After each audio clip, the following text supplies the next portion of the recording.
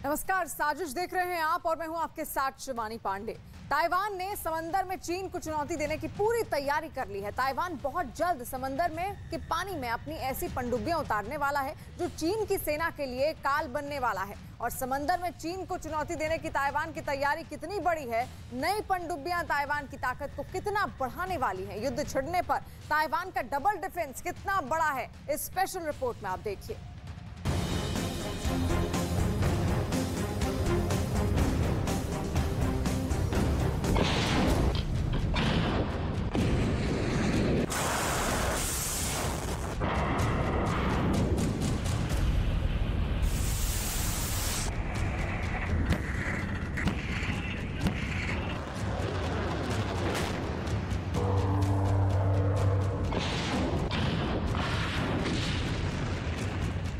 Taiwan straight से जो तस्वीरें आ रही हैं, वो दुनिया को डराने वाली हैं।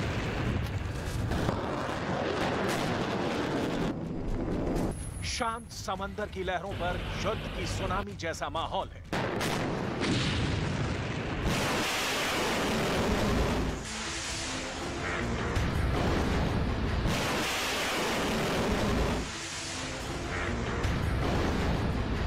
ताइवान के टारगेट पर चीन का युद्धपोत है।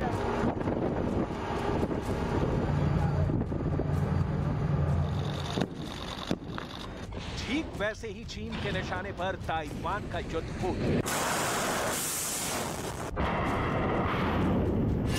ताइवान और चीन के युद्धपोतों के बीच फासला इतना कम हो गया है कि दोनों के बीच कभी भी भिड़ंत हो सकती है।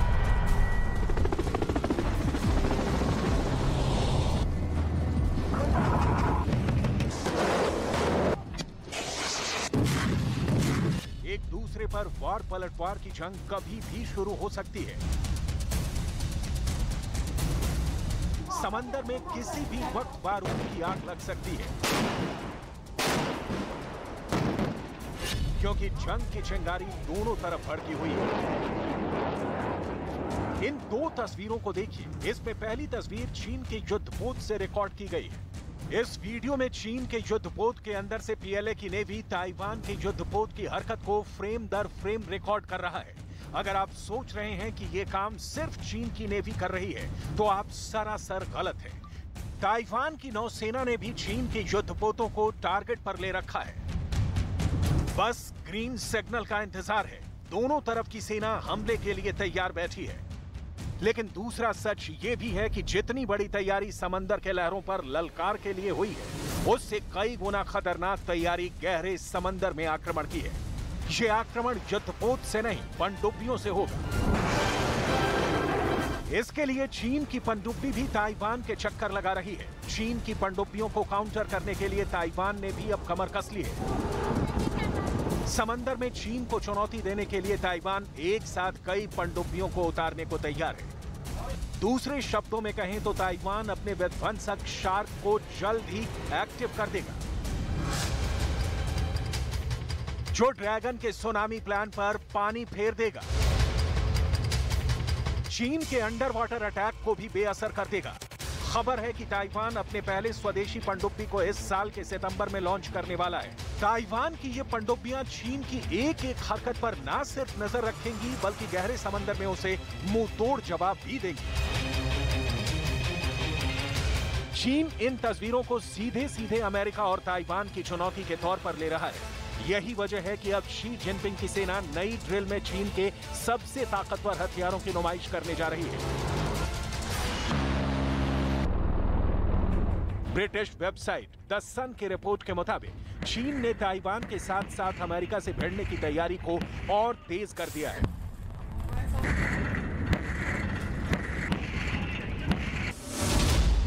वेबसाइट का दावा है कि चीन ने दक्षिण चीन सागर में युआन क्लास की स्टेल्थ पनडुब्बी को ताइवान की ओर रवाना कर दिया है। रिपोर्ट के मुताबिक ये पनडुब्बी सुपरसोनिक मिसाइलों से लैस है और इसका निर्माण अमेरिकी नेवी के ताकतवर एयरक्राफ्ट करियर को डुबाने के लिए किया गया है। नेवल न्यूज की रिपोर्ट के मुताबिक टाइप 039C युआन पनडुब्बी चीन में चल रहे सबमरीन प्रोजेक्ट का हिस्सा है। इस प्रोजेक्ट को पीएलए नेवी ने जुलाई में ही कमीशन किया है और इसमें पुराने मॉडल के मुकाबले कई नए बदलाव किए गए हैं। इसमें नए पंख जोड़े गए हैं और पिछले हिस्से में टावर जैसा स्ट्रक्चर बनाया गया है। जिसकी वजह से इसे पानी के अंदर पता लगा पाना मुश्किल हो जाता है। इसके ऊपरी हिस्से में एक एंगल्ड रिज बनाया गया है जो एक स्टेल्थ फाइटर प्लेन के धड़ जैसा दिखता है। ये रिज पनडुब्बी के पानी की सतह पर होने पर इसके रडार क्रॉस कनेक्शन को कम कर सकता है।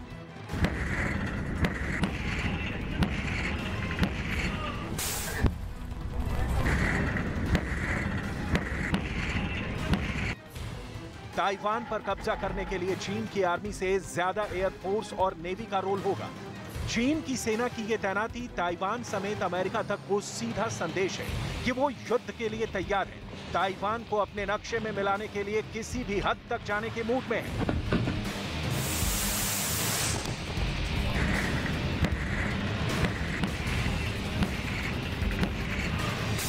लेकिन चेक रिपब्लिक के प्राग के think tank association for international affairs में ताइवान की डिफेंस पर काम करने वाले शोधकर्ता माइकल थिम ने बहुत बड़ी बात कही है। माइकल थिम के मुताबिक ताइवान का स्वदेशी रक्षा पनडुब्बी कार्यक्रम मौजूदा हालात में बहुत ही मददगार साबित होने वाला है, क्योंकि इसकी लॉन्चिंग के बाद ताइवान चीन के आक्रमण को रोकने के लिए काफी हद तक अपने पैरों पर खड़ा हो जाएगा। ताइवान को स्वदेशी पनडुब्बी बनाने की तकनीक अमेरिका ने दी है। साथ ही साथ अमेरिका ने ताइवान को आधुनिक उपकरण भी दिए हैं। ब्रिटेन ने इसके लिए अपने सबमरीन एक्सपर्ट ताइवान भेजे हैं। इसके अलावा ऑस्ट्रेलिया, दक्षिण कोरिया, स्पेन और कनाडा के इंजीनियरों, टेक्नीशियनों और पूर्व नौसेना अधिकारियों की सेवाएं भी ताइवान ले रहा है। अब चीन इतना शक्तिशाली हो चुका है कि वो अब ताइवान के बहाने सुपर पावर अमेरिका को चुनौती दे रहा है। अमेरिका भी इसे गंभीरता से ले रहा है और उसका पूरा ध्यान हिंद प्रशांत क्षेत्र में चीन के दबदबे को रोकने पर है। लेकिन एक कड़वा सच ये भी है कि ताइवान की तुलना में चीन बहुत अधिक शक्तिशाली है। पनडुब्बियों के मामले में चीन ताइवान से कई गुना ज्यादा ताकतवर है। इस वक्त चीन के पास आधुनिक तकनीक से लैस 60 पनडुब्बियां हैं, वहीं ताइवान के पास सिर्फ 4 पनडुब्बियां हैं। इनमें हाई शी क्लास की 2 पनडुब्बियां दूसरे विश्व युद्ध के वक्त की हैं, बाकी 2 1980 में नीदरलैंड में बने हाई चियन क्लास की पनडुब्बियां हैं, जिन्हें दुश्मन के जहाजों को नुकसान पहुंचाने के लिए अपग्रेड किया गया है। दरअसल जब से यूक्रेन रूस युद्ध शुरू हुआ है, अमेरिका चाहता है कि चीन रूस की सामरिक मदद नहीं करे। पहले अमेरिकी प्रतिनिधि सभा की अध्यक्ष नैन्सी पेलोसी की ताइवान यात्रा और उसके फौरन बाद अमेरिकी सांसदों के प्रतिनिधिमंडल के ताइवान दौरे ने चीन को और भड़का दिया है। अमेरिका के इस पहल से चीन गुस्से में है, क्योंकि ड्रैगन को डर है कि अमेरिका उसे चारों तरफ से घेरने की कोशिश कर रहा है। ताइवान से अमेरिका के हित जुड़े हुए हैं। ताइवान अमेरिका के हथियारों का बड़ा खरीदार है, इसलिए अमेरिका ताइवान का रक्षक होने का दावा करता है। Are you willing to get involved militarily to defend Taiwan if it comes to that? Yes. You are. That's the commitment we made.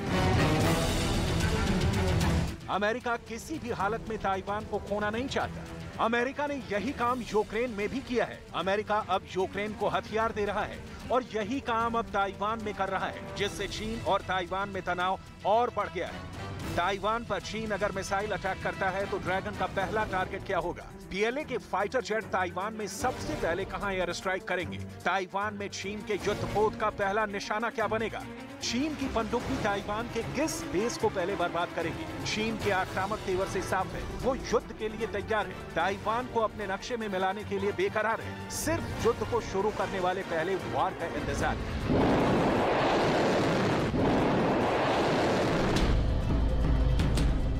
युद्धपोत से लेकर लड़ाकू विमान और चीन के हेलीकॉप्टर ताइवान को घेर कर शोर मचा रहे हैं, दुनिया को डरा रहे हैं, युद्ध की आशंका को बढ़ा रहे हैं।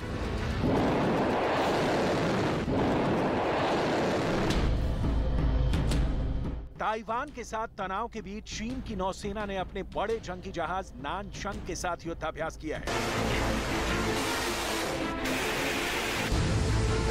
इस युद्धाभ्यास में पीएलए के सैनिकों को इमरजेंसी के दौरान विदेशी टारगेट पर कैसे हमला करना है, इसकी ट्रेनिंग दी गई। मतलब साफ है, चीन और ताइवान के बीच का रिश्ता बिल्कुल बॉइलिंग पॉइंट पर है। कहीं से भी एक भी तिनका खड़का तो युद्ध भड़का।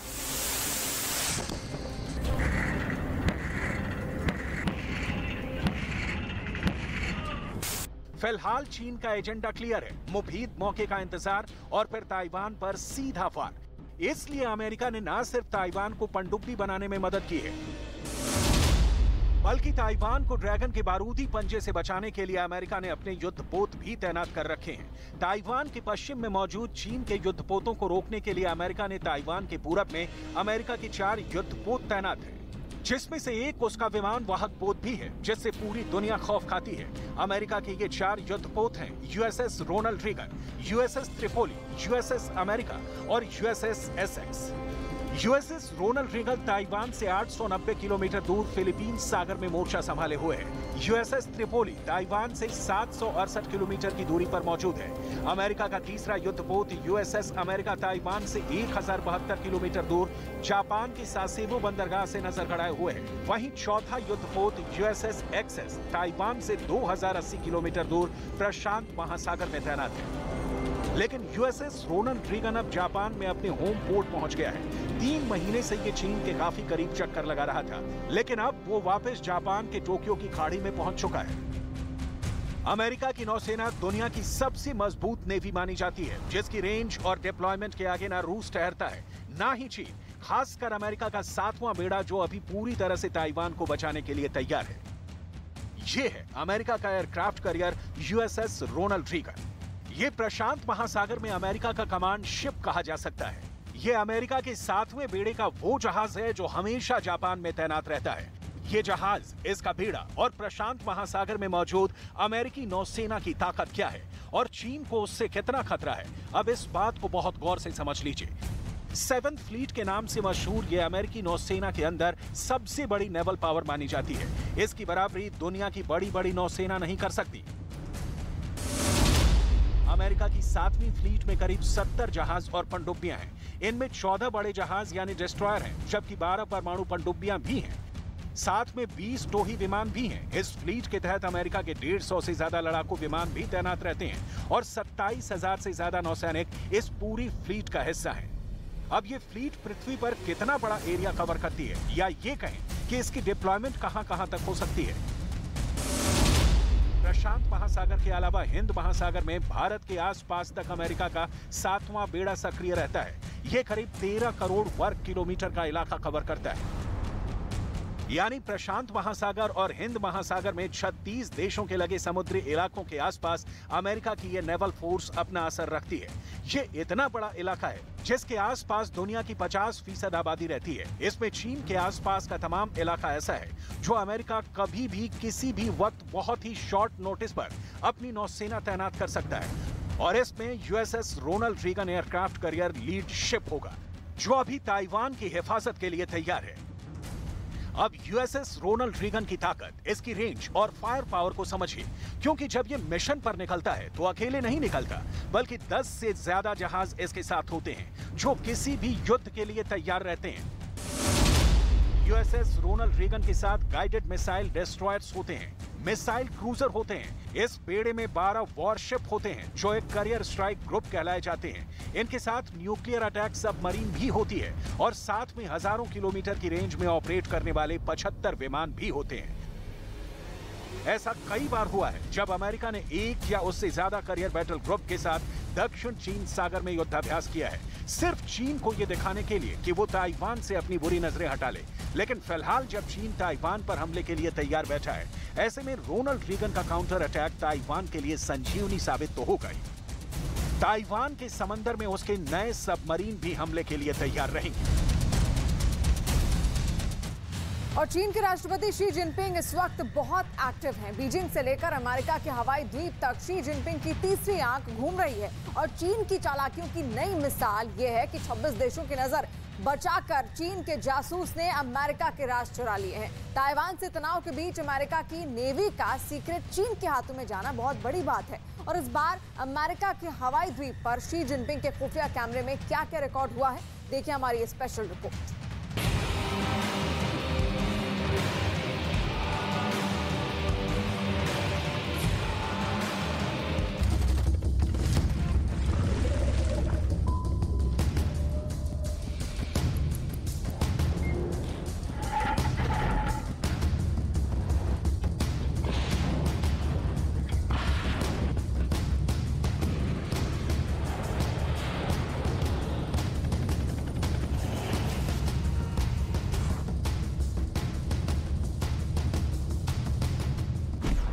चीन के लिए दोस्ती और दुश्मनी एक ही सिक्के के दो पहलू हैं। मौका देखकर दोस्त बदलते हैं, मौका देखकर दुश्मन बना लेते हैं। मौका था अमेरिका का 26 देशों के साथ वॉर ड्रिल का, लेकिन चीन ने अपने जासूस वहां भी तैनात कर दिए, जो वॉर एक्सरसाइज के स्ट्रेंथ की चीन को जानकारी देता रहा।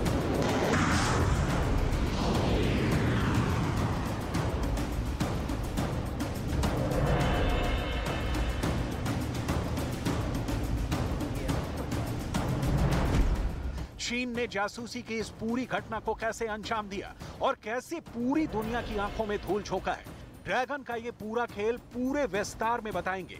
लेकिन सबसे पहले ये जान लीजिए कि चीन ने जासूसी के लिए कौन से उपकरण का इस्तेमाल किया, कौन सा गुप्त तरीका अख्तियार किया, किसे सौंपी गई थी जासूसी की कमान।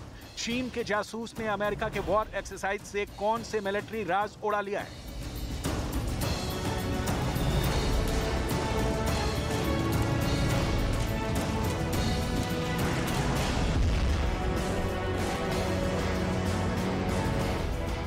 ये सब कुछ जानना बेहद जरूरी है, क्योंकि बस हफ्ते भर पहले ये रिपोर्ट आई थी कि चीन की वॉर ड्रिल से चीन के सैनिक राज को अमेरिका को जानने का मौका मिल गया है। वॉर ड्रिल में इस्तेमाल हथियारों की जानकारी ताइवान के लिए युद्ध होता है तो बड़े काम का होगा।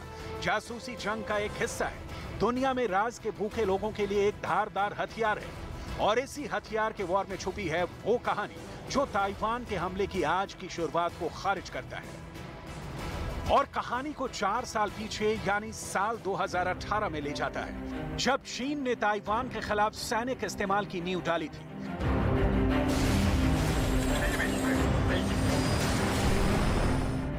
ये कहानी आगे दिखाएंगे, लेकिन पहले चीन की जासूसी की पटकथा पढ़ लीजिए।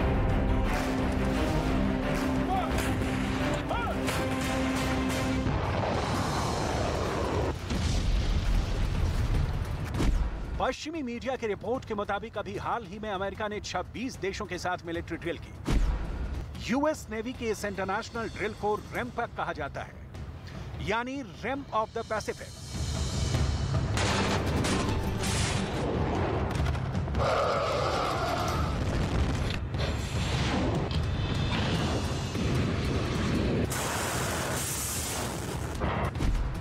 इस ड्रिल की जानकारी लेने के लिए चीन की पीपल्स लिबरेशन आर्मी नेवी ने अपने जनरल इंटेलिजेंस शिप हवाई भेजी थी, जहां ये ड्रिल हो रही थी।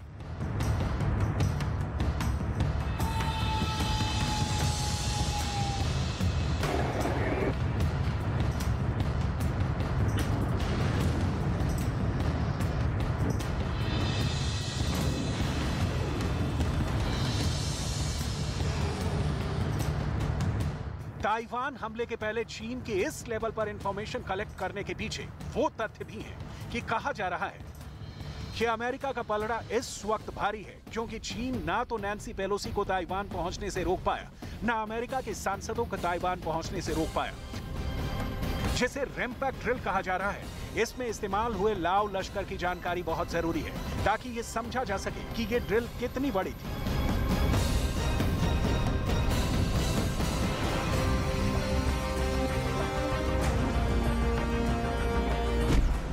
38 वॉरशिप, 4 सबमरीन, 170 एयरक्राफ्ट, 25,000 सैनिक।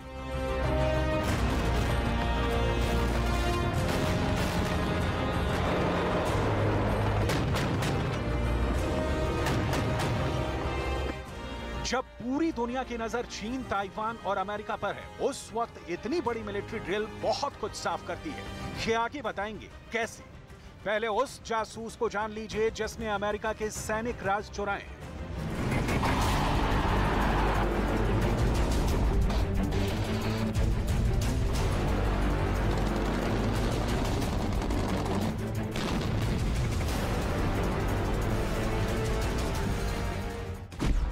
असल में जासूसी करने वाली ये शिप टाइप 815 क्लास की शिप है।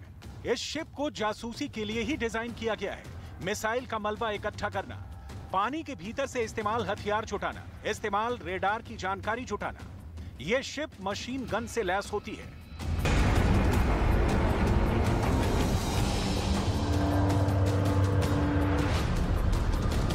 बताया जा रहा है कि अमेरिका ने चीन को 2018 में भी जासूसी करते पकड़ा था और उस वक्त भी हवाई में ही अमेरिका की नेवी एक्सरसाइज कर रही थी। यानी चीन के जासूसी का खेल बहुत पुराना है।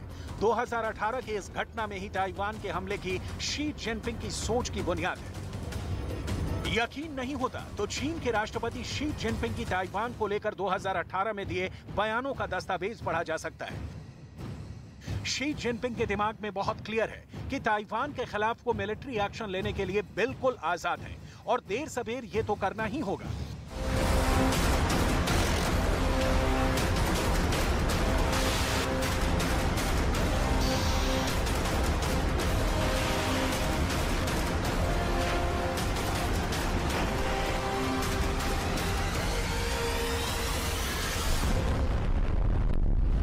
इसके साथ ये तथ्य भी बिल्कुल साफ हो जाता है कि ताइवान जंग में 128 किलोमीटर लंबा ताइवान स्ट्रेट सबसे बड़ी भूमिका अदा करेगा, यानी युद्ध पानी में होगा। और तब चीन को अमेरिका की नेवी के बारे में बहुत अहम जानकारियां जरूरी होंगी।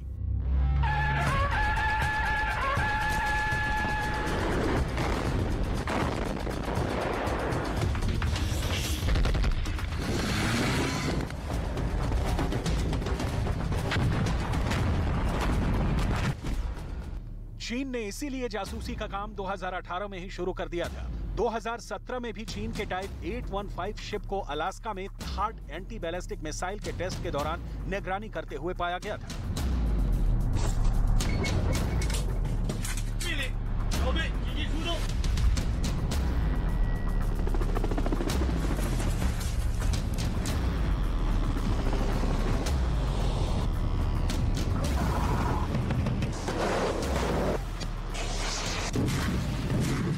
अमेरिका ने तब भी चीन को आगाह किया था, लेकिन चीन की शिप वहां देखी जहां पानी इंटरनेशनल सीमा के दायरे में था।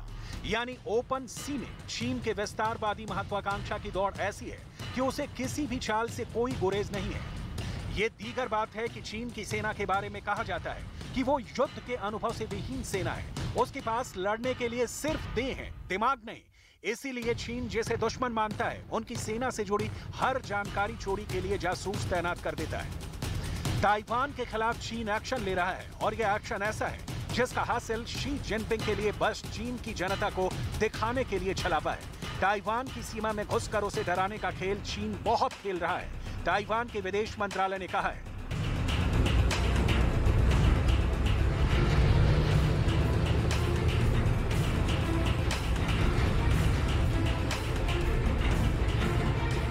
ताइवान ने अपनी सीमा के पास चीन के 21 लड़ाकू विमान और 5 नौसैनिक जहाज ट्रैक किए हैं। चीनी लड़ाकू विमानों और नौसैनिक जहाजों ने ताइवान जलद मध्य रेखा यानी ताइवान स्ट्रेट मीडियन लाइन को भी पार किया।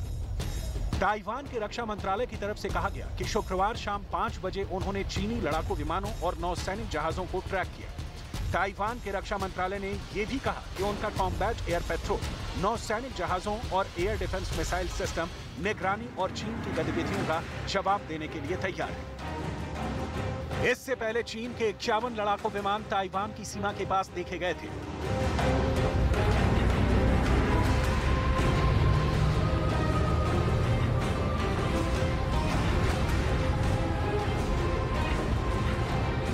चीन के साथ तनाव के बीच ताइवान भी अपनी क्षमता दिखाने के लिए सैन्य अभ्यास कर रहा है। ताइवान चीन के राजनीतिक नियंत्रण को नकारते हुए बीजिंग का विरोध करने के लिए सैन्य अभ्यास कर रहा है। ताइवान के समुद्री और हवाई क्षेत्र में चीनी मिसाइलों को दागने के कुछ दिनों के बाद दक्षिण पूर्वी काउंटी हुआलिन में बुधवार को उसने सैन्य अभ्यास किया।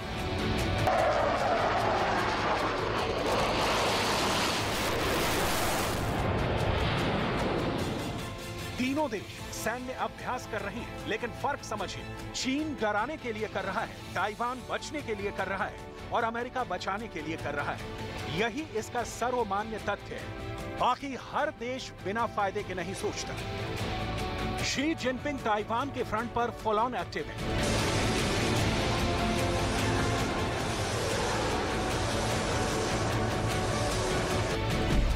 खुद जो बाइडेन से शांति की वार्ता करते हैं। पीपल्स लिबरेशन आर्मी ताइवानी सीमा में घुस जाती है, अमेरिका की जासूसी करवाते हैं और साथ में अमेरिका को साथ देने वालों को धमकी भी देते हैं।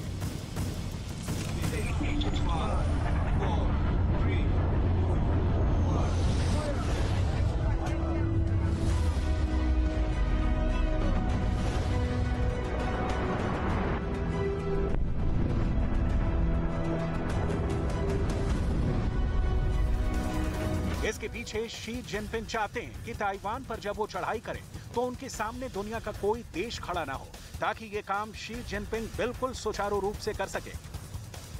चीन के राजदूत ने ब्रिटेन के प्रति सख्त रुख अपनाते हुए कहा कि उकसावे की कार्रवाई से बचना चाहिए। चीन के राजदूत ने चेतावनी दी कि अगर अमेरिका के नक्शे कदम पर चलने की कोशिश करेगा तो उसे गंभीर परिणाम भुगतने होंगे। चीन अमेरिका के तनाव से एशिया पर खतरा बढ़ता जा रहा है।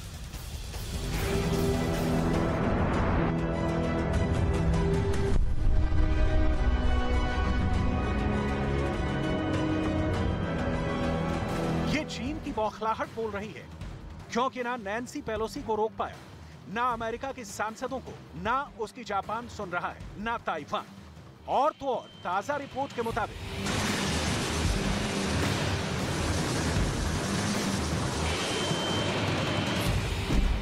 इलेक्ट्रॉनिक वॉरफेयर में पीएलए को अमेरिकी सेनाओं के हाथों शिकस्त का सामना करना पड़ा है।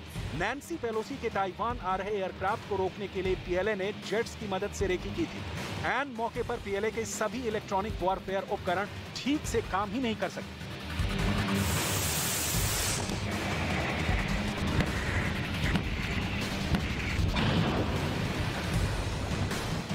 और शी जिनपिंग कहते हैं कि उनकी सेना जैसी कोई नहीं। हाँ, ये सच है कि चीन में रिजर्व पैरामिलिट्री सेनाओं की संख्या, कुल संख्या 30 लाख के आसपास बैठती है, लेकिन ये सेना माहिर नहीं है। जंग में ये किस तरीके से लड़ेगी, उसकी जानकारी का पीएलए में घोर अभाव है। लिहाजा हार की भावना चीन के दिल में बहुत गहरी जमी है। शी जिनपिंग नहीं चाहते कि पुतिन के जैसे वो यूक्रेन की तरह ताइवान पर हमला करें और बस फंस जाए, क्योंकि उनके देश चीन की हालत ना ऐसी है, ना खुद राष्ट्रपति शी जिनपिंग की। लिहाजा ताइवान पर कदम शी जिनपिंग बहुत ठोक बजा के उठाना चाहते हैं और इस चक्कर में जासूसी वाले कांड का ऑर्डर पास कर रहे हैं। क्या यूक्रेन का युद्ध धीरे धीरे शिफ्ट हो रहा है? यूक्रेन और रूस की जंग अब धीरे धीरे क्राइमिया के इलाके में शिफ्ट हो रही है, जिस पर 8 सालों से रूस का कब्जा है। ज़ेलेंस्की वो कर रहे हैं जो पुतिन ने कभी सोचा भी नहीं था। जिस क्राइमिया से रूस अपने सैनिकों को रसद पहुंचा रहा है, रूस के उस सबसे अहम बेस को अब ज़ेलेंस्की ने कैसे टारगेट कर लिया है, देखिए हमारी स्पेशल रिपोर्ट।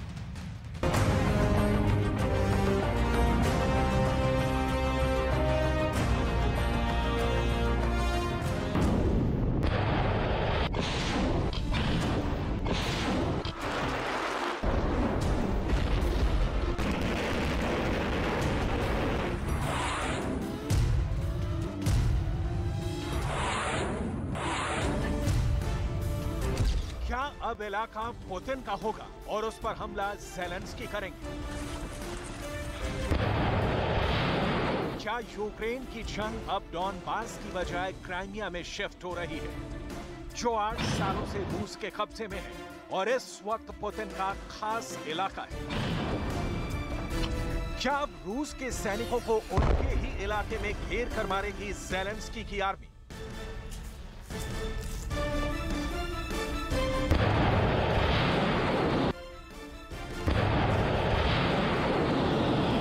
आखिर ज़ेलेंस्की के पास वो सीक्रेट ड्रोन कौन सा है जिसको रूस के बड़े बड़े रेडार भी पकड़ नहीं पा रहे हैं? क्या है ये कामिकाज़े ड्रोन जिनको ज़ेलेंस्की का फेदाइन कहा जा रहा है और जो क्राइमिया के अंदर रूस के अड्डों पर अचूक हमले कर रहा है?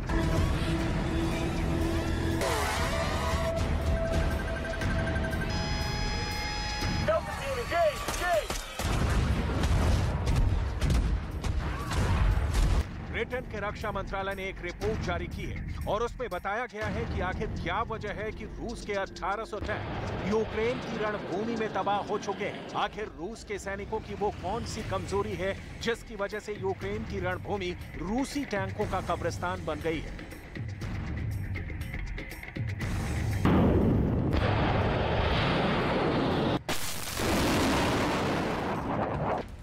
यूक्रेन की युद्ध भूमि से तो पुतिन के लिए बुरी खबरें आ ही रही हैं। इसके अलावा भी अमेरिका ने अपने सहयोगी देशों और रूस के दुश्मनों के साथ एक ऐसी वॉर ड्रिल की है और पुतिन को एक तरह से चेतावनी दी है। आखिर क्या है ये मामला?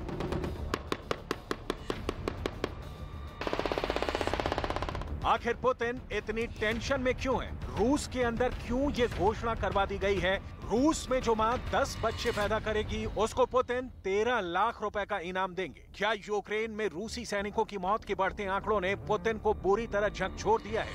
क्या है इस खबर का सच, ये भी हम आपको बताएंगे।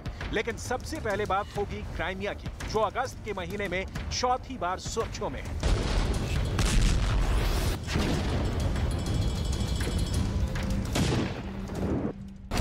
अगस्त के महीने में पहली बार क्राइमिया तब सुर्खियों में रहा जब क्राइमिया में रूस के विमानों को यूक्रेन ने अटैक कर तबाह कर दिया। दूसरी बार क्राइमिया तब सुर्खियों में रहा जब क्राइमिया के अंदर रूस के एक विस्फोटक भंडार गृह में धमाका हो गया। तीसरी बार क्राइमिया तब सुर्खियों में रहा जब पुतिन ने नाराज होकर काला सागर बेड़े के कमांडर को ही बर्खास्त कर दिया। और चौथी बार अब क्राइमिया इसलिए सुर्खियों में है क्योंकि रूस के नौसेना अड्डे पर यूक्रेन ने ड्रोन अटैक कर दिया है। यानी ज़ेलेंस्की बहुत तेजी से अब जंग को डॉनबास से क्राइमिया की तरफ शिफ्ट कर रहे हैं।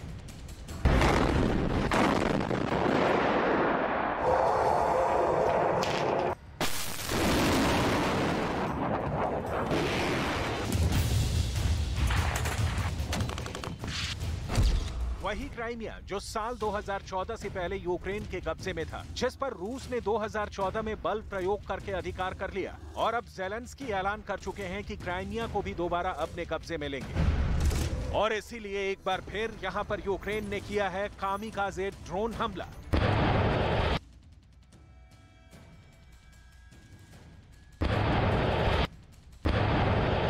कामिकाज़े ड्रोन की पूरी टेक्नोलॉजी आपको सरल भाषा में समझाएंगे, लेकिन पहले ये वीडियो देखिए।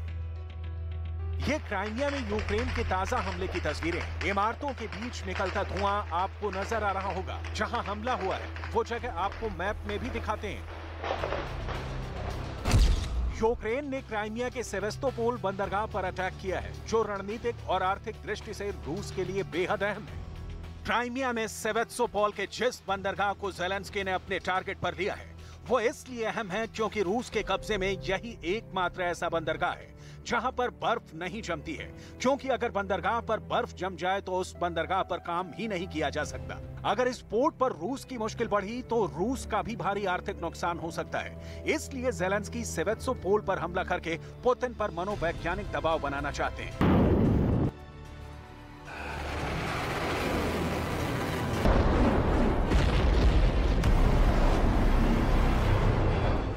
जिस ड्रोन से यूक्रेन ने रूस के नेवी बेस पर हमला किया उसे स्विच ब्लेड ड्रोन्स कहा जाता है। लेकिन ये ड्रोन कामिकाज़े ड्रोन के नाम से भी मशहूर है। कामिकाज़े जापानी भाषा का शब्द है जिसका अर्थ होता है दिव्य। दूसरे विश्व युद्ध में अमेरिका के पर्ल हार्बर पर हमला करने वालों को कामिकाज़े कहा गया, क्योंकि पर्ल हार्बर जापानियों का एक फिदायिन यानी आत्मघाती हमला था। इसीलिए स्विच ब्लेड ड्रोन्स को भी कामिकाज़े ड्रोन यानी आत्मघाती ड्रोन कहा जाता है। Switch blade drone lightning weapons की श्रेणी में आता है। ये दुश्मन के इलाके में मंडराते रहते हैं और तभी हमला करते हैं जब कोई टारगेट नजर आता है। इनमें सेंसर लगे होते हैं जो टारगेट की पहचान करने में सक्षम है। ये मिसाइल और ड्रोन दोनों के गुण रखता है। स्विच ब्लेड ड्रोन यानी कामिकाज़े एक साथ 2 लक्ष्यों पर निशाना लगा सकते हैं। ये लक्ष्य से टकराकर खुद भी नष्ट हो जाते हैं, इसलिए इन्हें फिदायिन या आत्मघाती भी कहते हैं। स्विच ब्लेड 300 ड्रोन 10 किलोमीटर दूर तक जा सकता है और 15 मिनट तक हवा में रह सकता है। स्विच ब्लेड 600 ड्रोन 40 किलोमीटर की दूरी तक जा सकता है और 40 मिनट तक हवा में रह सकता है। अमेरिका ने यूक्रेन को 300 स्विच ब्लेड ड्रोन दिए हैं और इसी ड्रोन से यूक्रेन ने क्राइमिया में रूस के नौसेना अड्डे पर अचूक हमला कर दिया।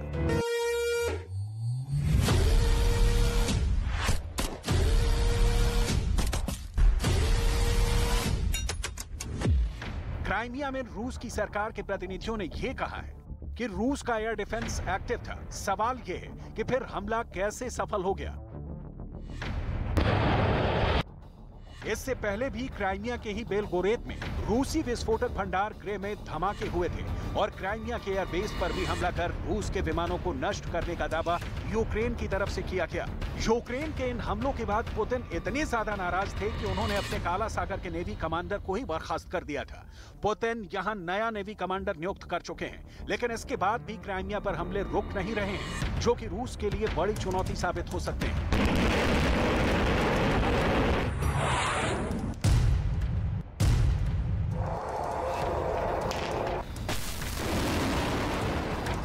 ज़ेलेंस्की पहले ही कसम खा चुके हैं कि वो क्राइमिया को वापस लेकर ही रहेंगे। Багато уваги до тематики Криму. І це правильно. Бо Крим український. І ми ніколи від нього не відмовимось. Ми не забудемо, що саме з окупації Криму почалась російська війна проти України. Росія перетворила наш півострів, який завжди був і буде одним з найкращих місць у Європі, на одне з найбільш небезпечних місць в Європі. Росія принесла в Крим масштабні репресії, екологічні проблеми, економічну безвихідь і війну. Війну. यूक्रेन अगर आज दहाड़ रहा है तो इसके पीछे ताकत अमेरिका की है, जिसने अपने सहयोगी देशों के साथ मिलकर रूस की सेना से सिर्फ 400 किलोमीटर दूर जबरदस्त युद्धाभ्यास किया है और बम बरसाए हैं। रूस के मीडिया से जानकारी मिली है कि अमेरिका के B-52 बम वर्षक विमानों ने उत्तरी ध्रुव यानी आर्कटिक क्षेत्र में बमबारी की है। 18 अगस्त को अमेरिका के B-52 बम वर्षक विमानों ने युद्धाभ्यास में शामिल होने के लिए नॉर्थ डकोटा में मिनोट एयरफोर्स बेस से उड़ान भरी थी। 18 अगस्त को इस अभ्यास में शामिल होने के लिए 2 स्वीडिश जैस ग्रिपेन लड़ाकू विमान और नॉर्वे के 2 F-35 फाइटर एयरक्राफ्ट भी रवाना हुए थे। अमेरिका का B-52 15,166 मीटर की ऊंचाई तक उच्च सबसोनिक गति से उड़ान भर सकता है। ये परमाणु विस्फोट ले जाने में भी सक्षम विमान है। अमेरिका, स्वीडन और नॉर्वे का ये पूरा फाइटर प्लेन दस्ता रूस की सीमा से 400 किलोमीटर दूर आर्कटिक इलाके में पहुंचा और वहां पर अमेरिका के B-52 बम वर्षकों ने 3 GBU-32 बम गिराए। स्वीडिश वायुसेना के commander major general Carl Johan Edstrom ने कहा, हमारे देश के जैसे ग्रिपेन लड़ाकू विमानों का अमेरिका के कई सबसे शक्तिशाली सैन्य विमानों के साथ उड़ते हुए देखा जाना नेटो की ताकत और एकजुटता को दिखाता है। स्वीडन के जनरलों की ये बड़ी बड़ी बातें दरअसल पुतिन को ही परेशान करने के लिए हैं, क्योंकि स्वीडन रूस का पड़ोसी देश भी है और उसका भी रूस से तनाव जारी है। स्वीडन ने भी ज़ेलेंस्की का साथ दिया है और अब ये युद्धाभ्यास भी रूस को एक तरह से धमकाना है। जब यूक्रेन पर रूस ने हमला किया, उसके बाद ही स्वीडन ने नेटो का सदस्य बनने के लिए प्रार्थना की थी और अब वो बहुत तेजी से नेटो का सदस्य बनने की प्रक्रिया से गुजर रहा है। ये सब बातें पुतिन को परेशान जरूर कर रही हैं, लेकिन उनकी प्राथमिकता इस वक्त भी यूक्रेन ही है, क्योंकि असल युद्ध तो वहीं चल रहा है। ब्रिटेन के रक्षा मंत्रालय ने यूक्रेन की जंग पर एक और रिपोर्ट पेश की है और उस रिपोर्ट में यह समझाया गया है कि आखिर क्या वजह है कि रूस के टैंक पावर यूक्रेन में फेल साबित हो गए। ब्रिटेन के रक्षा मंत्रालय की खुफिया रिपोर्ट में कहा गया है कि पुतिन के टैंकों को भारी नुकसान इसलिए हुआ है क्योंकि पुतिन के टैंकों के अंदर बचाव के लिए एक्सप्लोसिव रिएक्टिव आर्मर टेक्नोलॉजी यानी ERA का इस्तेमाल ही नहीं कर सके।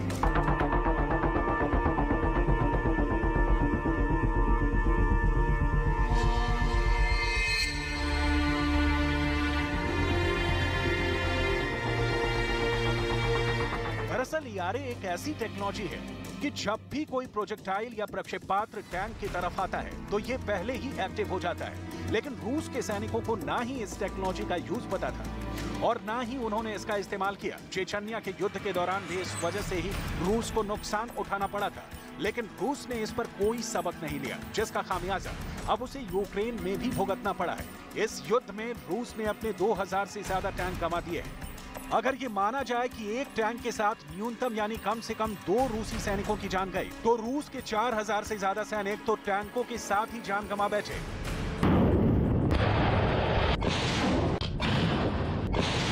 पुतिन अपने वॉर रूम में इन सब बातों को नोट कर रहे हैं। शायद इसीलिए उन्होंने रूस के भविष्य को ध्यान में रखकर एक नई पॉलिसी का ऐलान कर दिया है। राष्ट्रपति पुतिन के नए प्रस्ताव के मुताबिक 10 बच्चों को जन्म देने और उन्हें जीवित रखने के बदले में रूस की सरकार रूस की मांओं को करीब 13 लाख रुपए देगी। रूस में कोरोना में अनगिनत मौतें हुई हैं और यूक्रेन युद्ध में भी कई दावों के मुताबिक अब तक 60,000 से ज्यादा रूसी सैनिक हताहत हुए हैं। ऐसे में पुतिन जनसंख्या के संतुलन के लिए ज्यादा बच्चों पर जोर दे रहे हैं। सवाल ये है कि क्या पुतिन का ये फैसला रूस की नई जंगों की फॉरवर्ड प्लानिंग का हिस्सा है?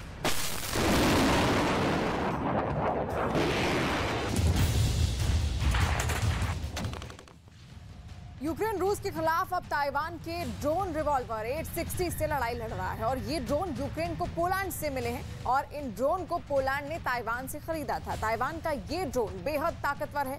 रक्षा विशेषज्ञों का कहना है कि ताइवान अपने इस हथियार के दम पर चीन को परेशानी में डाल सकता है, युद्ध को लंबा खींच सकता है और अगर युद्ध लंबा खींचता है तो बड़े देश को युद्ध में भारी नुकसान उठाना पड़ता है।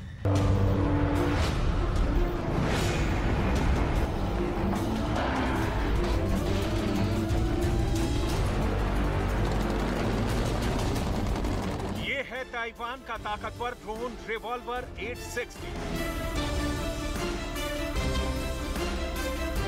ताइवान का वो घातक ड्रोन जिसका इस्तेमाल यूक्रेन ने रूस के खिलाफ किया।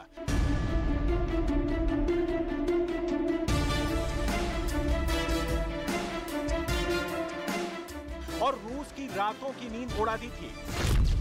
तो क्या अब यही ड्रोन चीन को चारों खाने चित करेगा?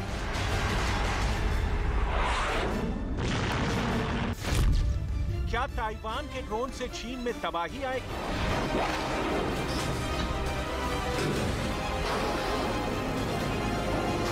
क्योंकि इसी तरह के घातक हथियारों का इस्तेमाल कर यूक्रेन ने रूस के खिलाफ अपनी जंग जारी रखी है। यूक्रेन के खिलाफ रूस का युद्ध अभी तक किसी निर्णायक स्थिति में नहीं पहुंच पाया है। यानी साफ है कि अगर ताइवान और चीन में युद्ध हुआ तो लंबा खींचना तय है, क्योंकि ताइवान के पास एक से एक हथियारों का जखीरा और उनमें से एक है ताइवान का हमलावर ड्रोन रिवॉल्वर 860। तो क्या है इस ड्रोन की खासियत जो इसे इतना असरदार बनाती है कि यूक्रेन ने इसका इस्तेमाल रूसी सेना के खिलाफ किया? तो समझिए, ताइवानी रिवॉल्वर 860 का पेल लोड है 42 किलोग्राम, यानी 42 किलोग्राम गोला बारूद अपने साथ ले जा सकता है। मतलब एक बार में 60 मिलीमीटर के 8 मोर्टार कहीं भी ले जा सकता है। इस ड्रोन को 20 किलोमीटर की रेंज से ऑपरेट किया जा सकता है। ताइवान 860 ड्रोन को ताकतवर बनाते हैं उसके 4 विंग।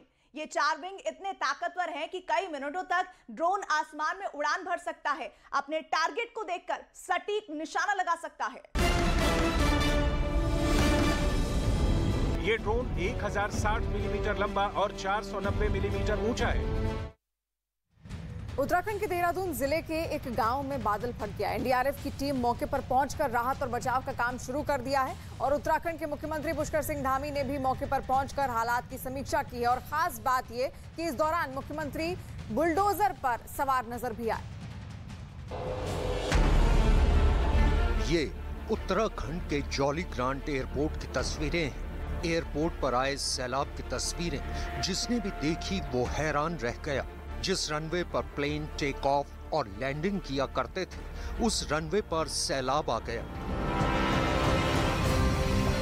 एयरपोर्ट पर टैक्सी पार्किंग से लेकर टिकट काउंटर तक सब जगह सिर्फ पानी ही पानी दिखाई दिया। यहाँ तक कि प्लेन भी पानी में खड़े दिखाई दिए। चाहे वो टेहरी का कुलमाल्डा हो या फिर देहरादून, हर जगह पानी ही पानी नजर आ रहा है।